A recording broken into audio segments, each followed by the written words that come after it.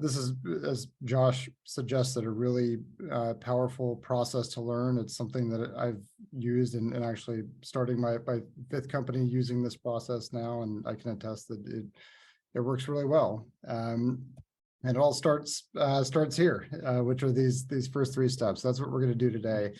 We're going to talk about how to get going, and that's with scoping your needs statement. And so we'll tell you what that means. And then a little more self-explanatory research on disease state and research on existing solutions. So starting with the scoping. So the same need area, so everybody has a need area now, but it's not totally prescriptive as to exactly what you're going to end up doing. And the same need area can yield multiple specific needs.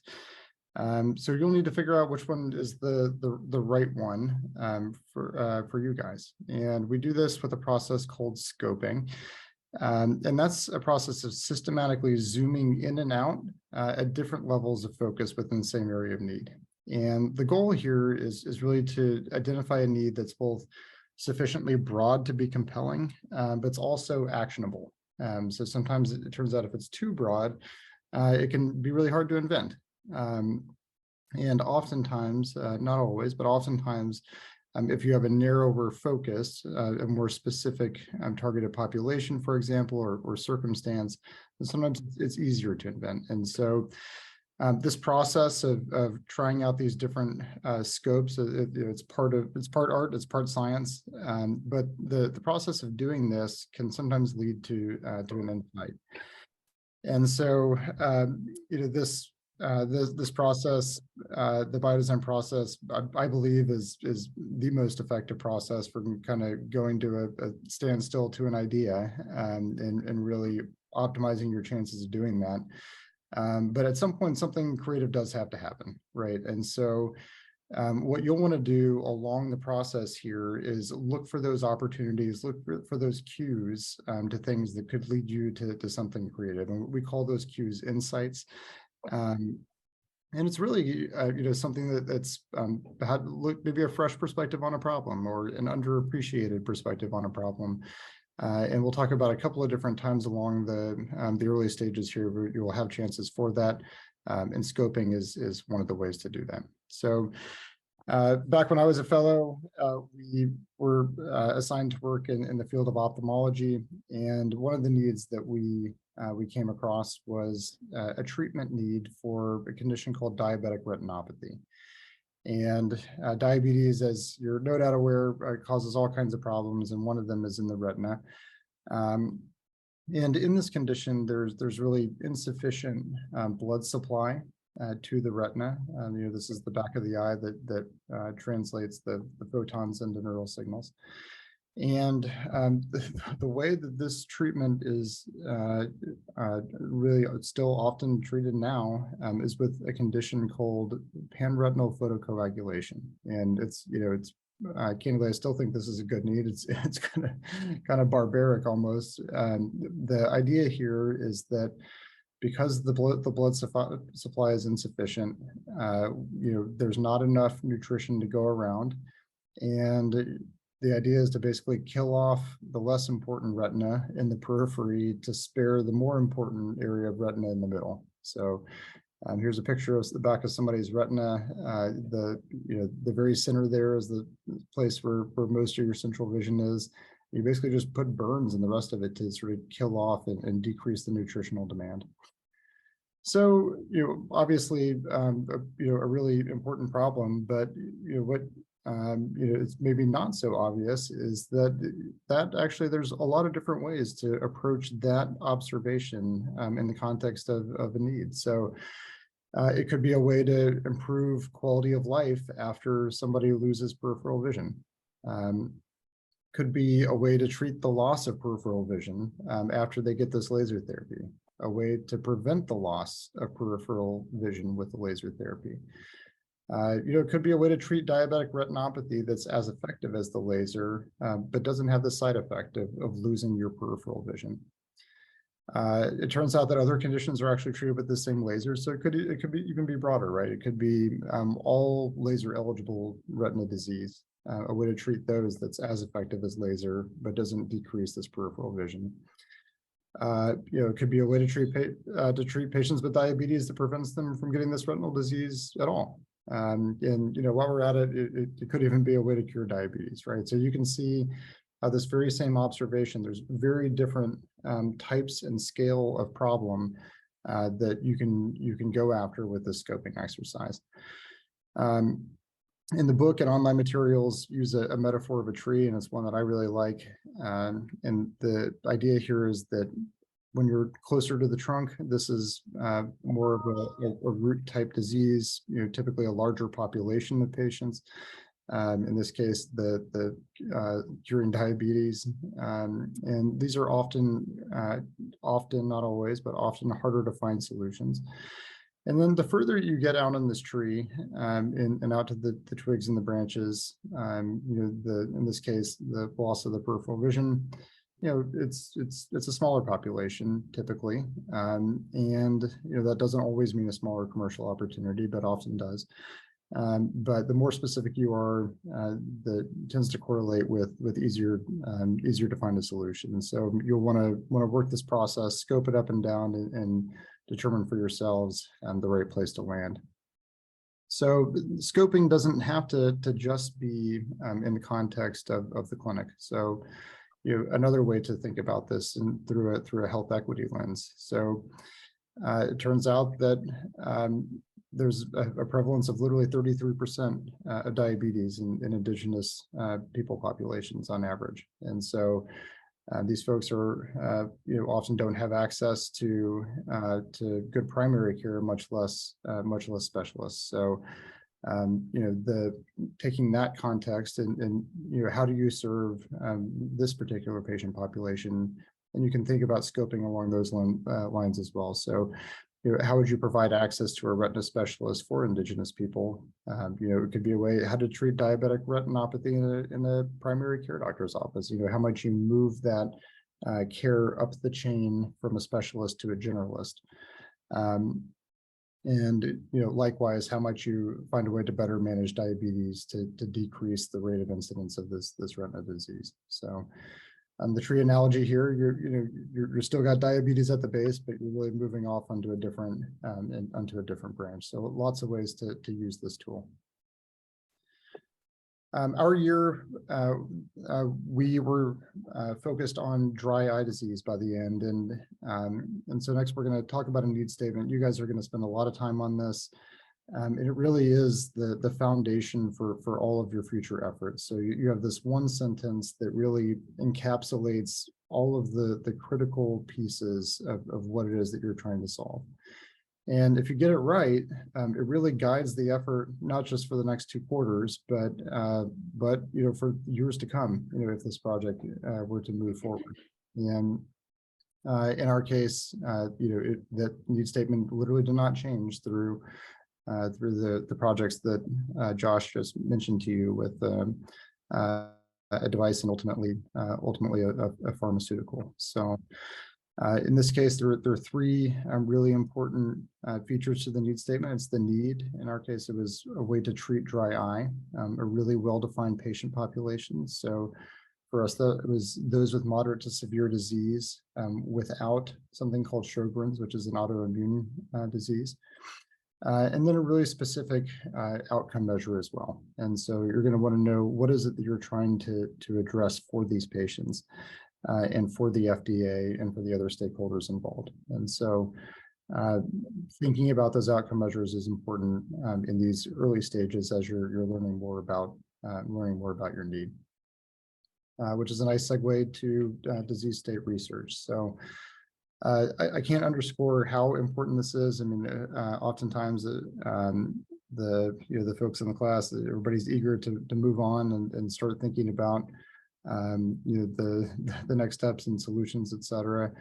But really understanding the disease state is gonna set the foundation for you. And so there are a few ways that you can really derive value for this. First, being able to appropriately iterate and scope your need statement. So you really have to understand what's happening in the biology to be able to do that. It's going to put the existing solutions, other competitive things into context for you, so you know exactly where they're working. It helps you understand the market and the stakeholders involved. And then very, very importantly, this is one of those opportunities for insights. So this can really be the foundation for invention. And one of the things that I love about this process and this class is that you're going to get thrown into something that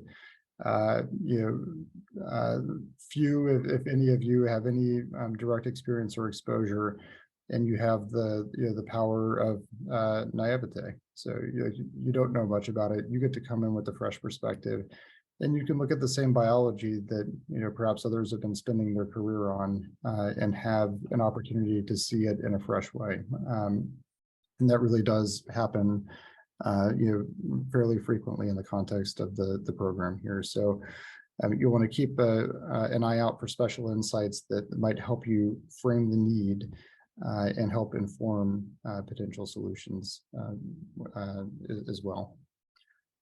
So really 6 pillars here that you're going to want to think about specifically. And so we'll kind of walk through each one of these as you're and give you a primer so that you're ready to go do it. The first is epidemiology, and I'm sure everybody post-COVID has some reasonable idea of what epidemiology is now. And it's the incidence and prevalence and distribution of the patient population. Lots of ways to find this. Oftentimes there's really good medical literature on this. There's a great resource called Up to Date. The medical folks in your team will know exactly what that is, and that's a curated, professionally written resource, so you can really trust the data there. Oftentimes claims data provide a very valuable source of information here. So you might from the literature find out how many people in the US or worldwide might have a certain condition, but the claims data will tell you how many of those people are actually in the office.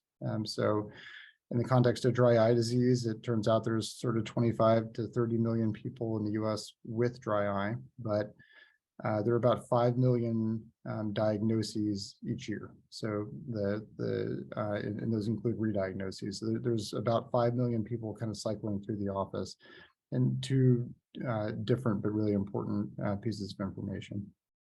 So something that you might find is that the data sources might appear to conflict. So in our case, we literally found a range of like less than 5 million to more than 40 million in the literature.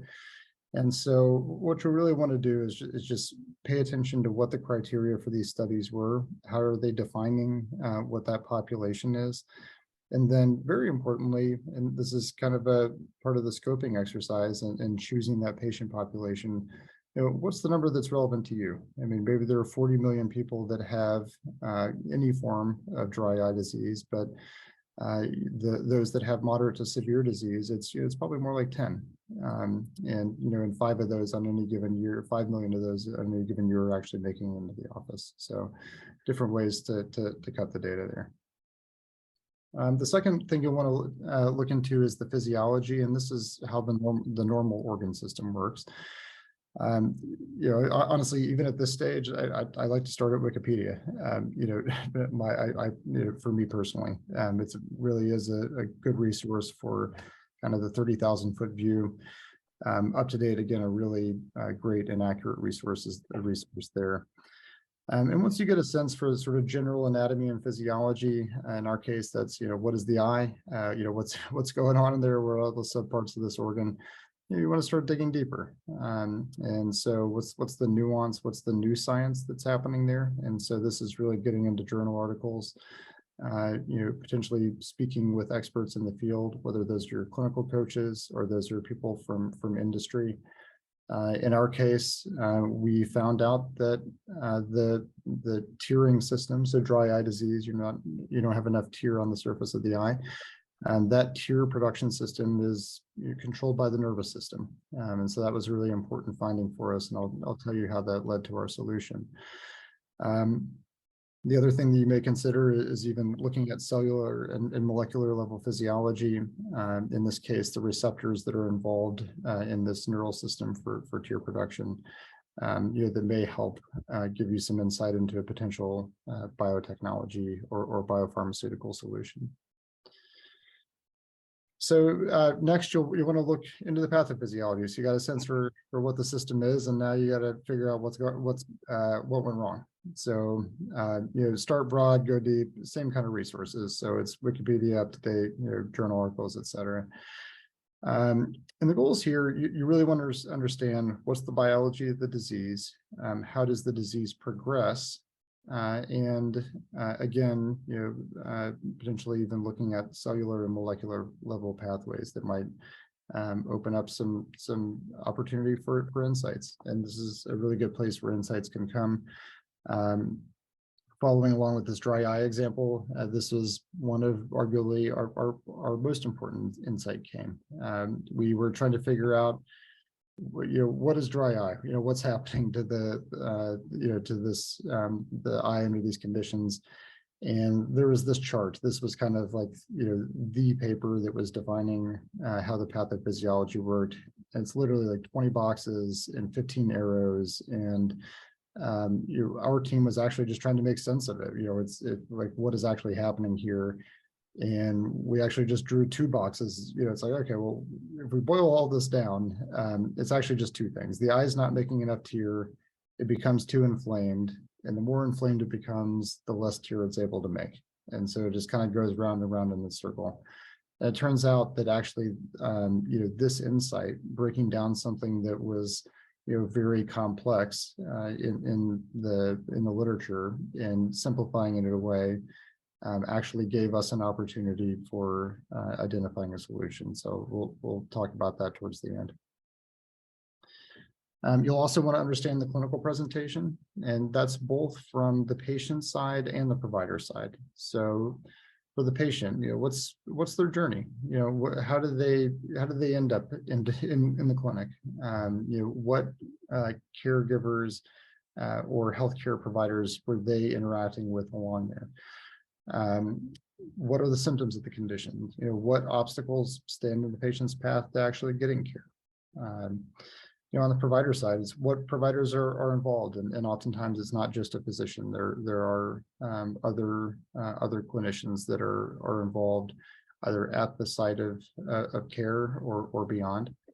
What are the clinical assessments, diagnostic information that are involved, and also potentially, what are the inefficiencies that are there for the patients, for the providers, and what inefficiencies are they aware of, or what inefficiencies might they just take for granted and not be consciously aware of.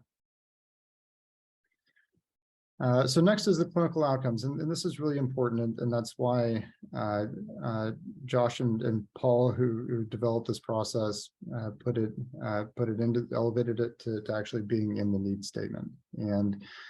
And really, this is an objective endpoint. What is it that you're trying to solve?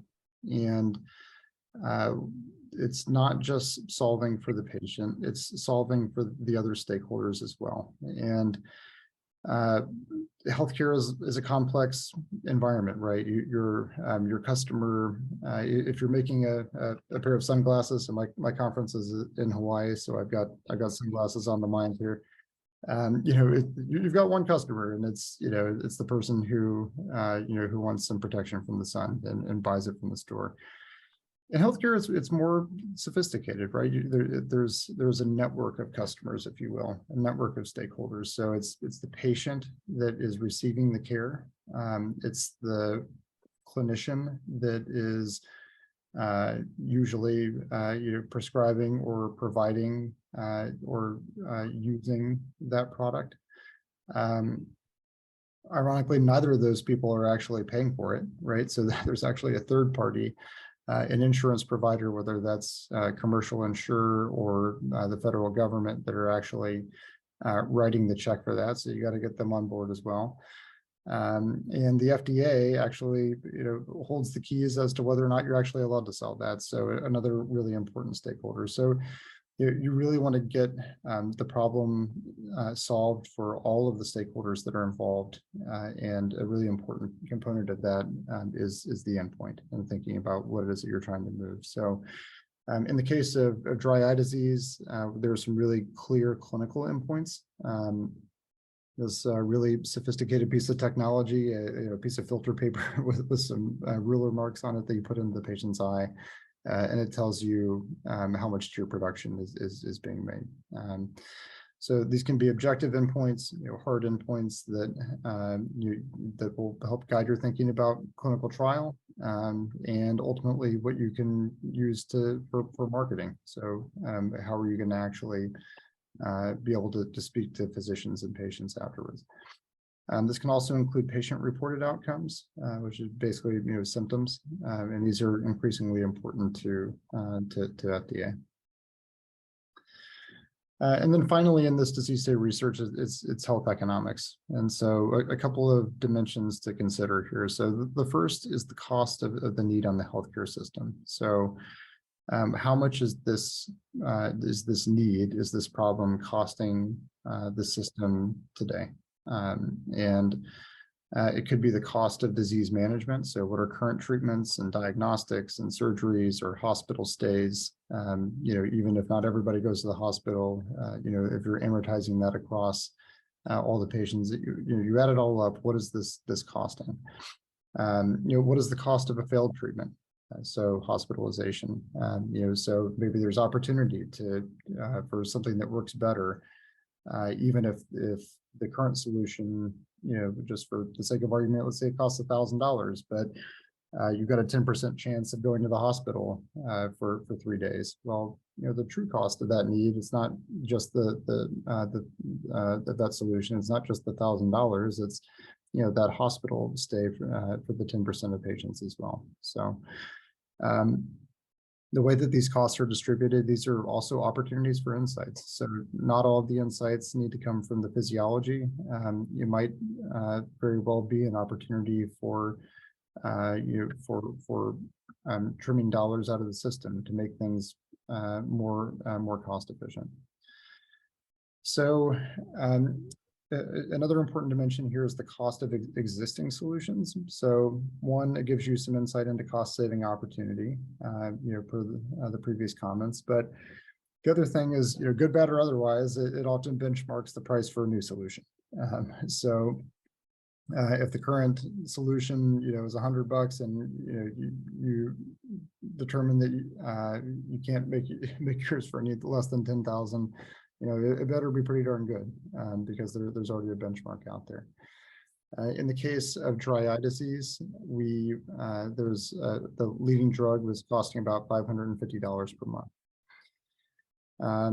And then finally, the economic impact on the care provider in the facility. And so this is thinking from the perspective of the clinician shareholder or the facility shareholder, or stakeholder rather. So provider economics can influence behavior. There's a business of healthcare as well. And, you should think about whether you're, in the context of the need and current needs that are out there, is this going to positively influence the economics, or negatively influence the economics for the decision makers? So, and this is where it's really important for you to dig in and understand how things are paid for now. And if you have something that is marginally better, but is going to mean it's going to cost the hospital a lot more, it's going to be a really uphill battle. Or, if you're doing something that's going to take, a really profitable procedure away from a clinician, that's also a headwind. So you'll have to think about that in the context of how good this needs to be to change behavior.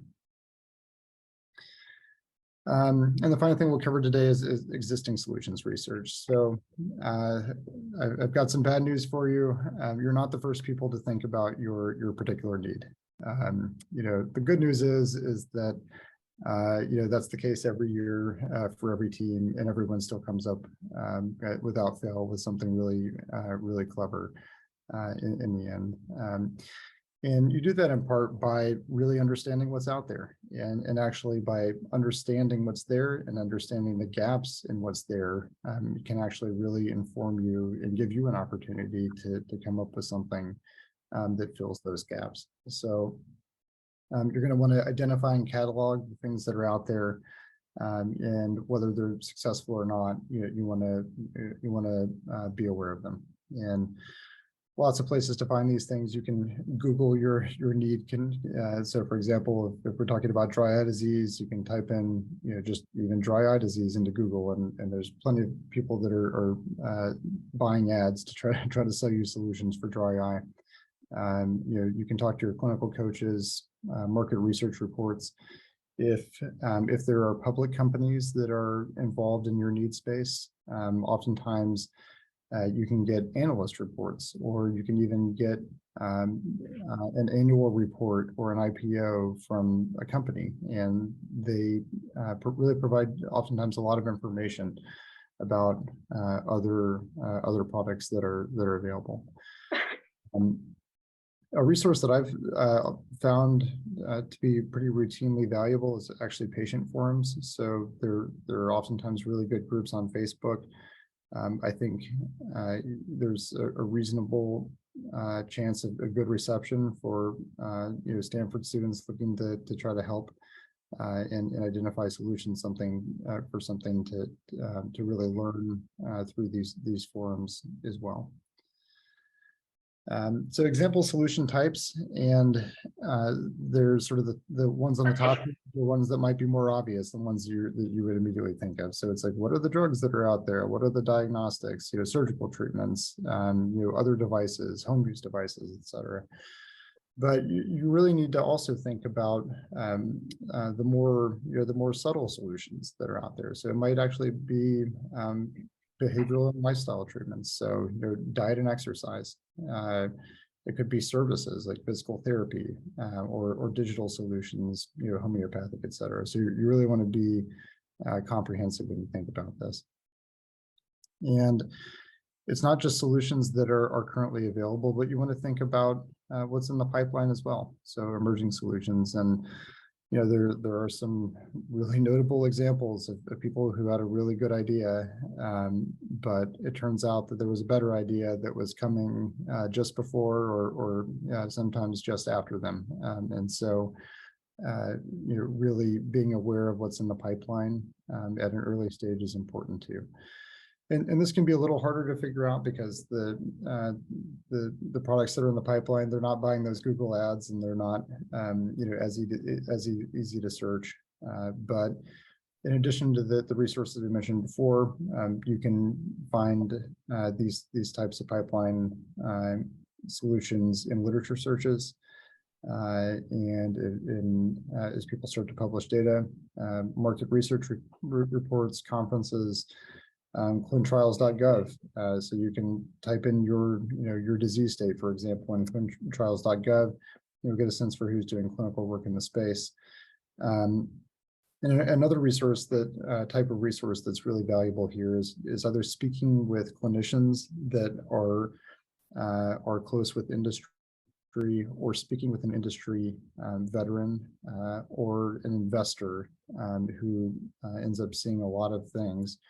Can be a really good resource here and can help uncover emerging solutions that may be harder to find otherwise. And so once you've gotten a list of these solutions, this is a really great opportunity to look for trends or gaps. And this is something that we did in my year to really help uncover a solution here. And there are a number of ways to do this.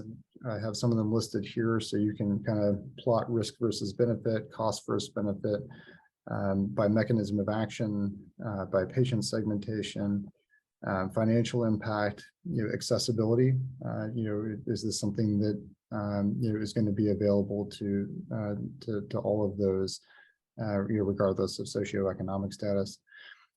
And it can be really powerful. So in our case, we were looking at dry eye. We had all of these different solutions that kind of fit into these types of buckets here. And we did a few things. We looked at efficacy versus cost and said, hey, there's a real opportunity here for something that works well and is priced, something in the sort of low ones of thousands of dollars per year. And then importantly, I mentioned this insight on pathophysiology that we had, where we kind of broke this down into two boxes, and really where this became something actionable for us is when we got to this step, and we were plotting out solutions, and those solutions, the approved drug, other drugs that were in development. When we started doing this exercise, they all fell into one box. They all fell into this inflammation box, and made us think, hey, gosh, maybe there's an opportunity here to do something on the other side, actually upregulate the body's tear production.